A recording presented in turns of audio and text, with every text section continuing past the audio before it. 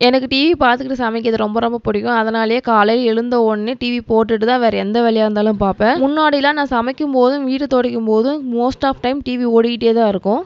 ஆனா, இப்ப நான் ஒரு படத்தையே பிட்டு பிட்டா 2 நாளைக்கு பார்த்துட்டு இருக்கேன். அதுவும் இந்த சின்ன பசங்கலாம் வீட்ல இருக்கும்போது டிவி பார்க்கணுன்ற ஆசையே போயிடும். நான் டிவி பார்க்கணும்னு நினைக்கும்போது தான் இங்க ஒருத்தன் வந்து பொம்மை டிவி வேணும்னு கேட்பான். அதனாலேயே டிவி பார்க்குற ஆசையே போயிடுது. இன்னைக்கு நைட்டு டின்னருக்கு முட்டை பணியாரமும், இன்ஸ்டன்ட் தக்காளி சட்னியும் தான் செஞ்சிருந்தேன். பணியாரத்துக்கு வந்து எண்ணெய், கடுகு, பச்சை மிளகா, வெங்காயம்லாம் போட்டு தாளிச்சு கொட்டிட்டேன். இந்த சட்னி செய்யறதுக்கு எண்ணெய், கடுகு, கருவேப்பிலை, வெங்காயம், வரமிளகாய், பச்சை மிளகாயெல்லாம் போட்டு தாளிச்சிட்டு 2 பல் பூண்டையும் இடிச்சு சேர்த்துக்கலாம்.